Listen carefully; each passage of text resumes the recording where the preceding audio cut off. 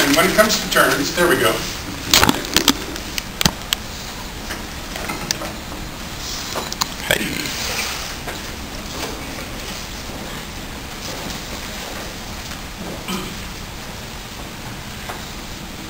So the first view I'm going to show you of what we expect operators to do, how we train them to look around visual areas, is from the dashboard. I set the camera on the dashboard and we made a couple of turns.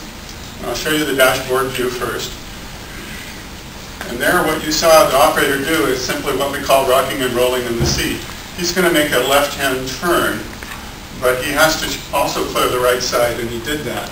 Just that simple movement in the seat to look around the visual barriers on the right side before he begins his left turn. So you'll notice also that he's scanning before he moves.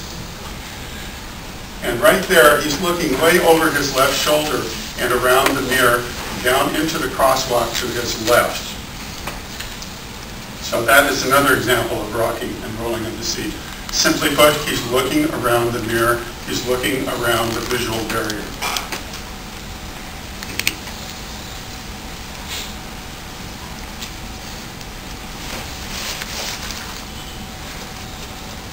So next I will show you this from the interior, standing next to the driver.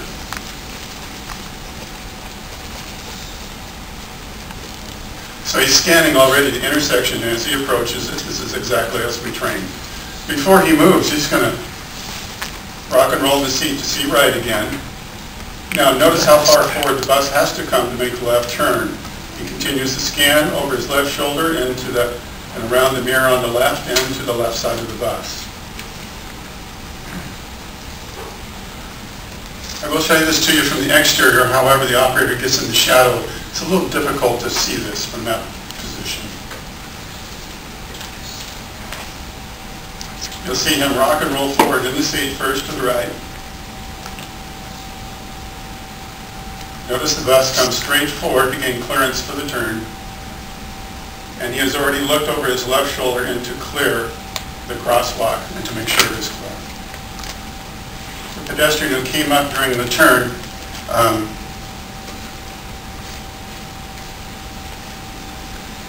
came up left turn, then just safely passes behind the bus. Now, this is an example I want to show you of what can occur. A pedestrian has walked up on the far side of the intersection. She is in the shadow there. So our bus operator, Jeff, is going to drive straight forward because he needs to gain that clearance again. But he is already aware, because he's been scanning, that the pedestrian is there, and he simply waits for her. Now, before he moves again, after the pedestrian clears the intersection, he now has to be concerned about the car. Before he moves again, because he stopped, he's going to rescan. And that is one of the training tools that we've been using and emphasizing very strongly, is always scan before you move, even if you're delayed for a second or two.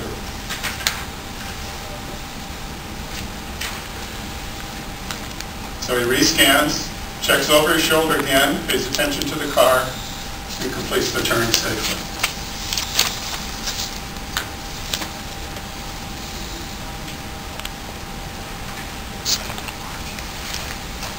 We put this little brief clip in just to show you the amount of space in the view. I was standing next to the operator. Of course, I can't get the camera right in the position of the operator because he's operating the bus.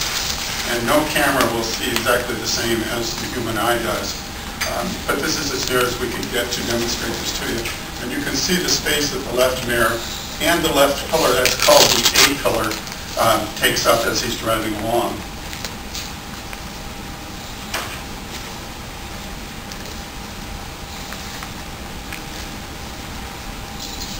A right turn is very similar, except the mirrors that he's scanning are going to be on the right side of the bus. So he scans the full intersection, rock and rolls in the seat. You see around in the door and the B pillar on the right side of the bus. Starts bringing the bus around for a right turn.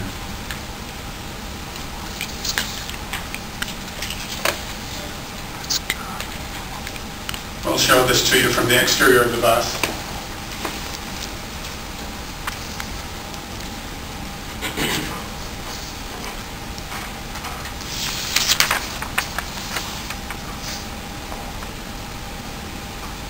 This gives you a good idea of how far out the bus has to come to complete that right turn.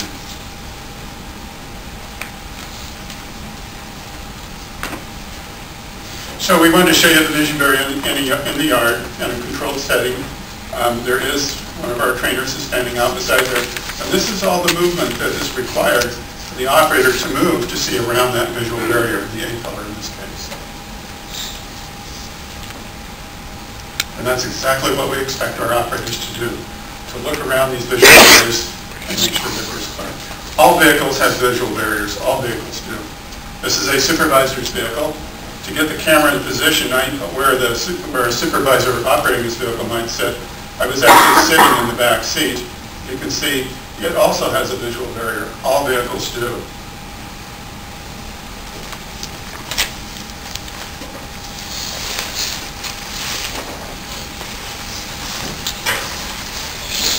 Thanks, Alan.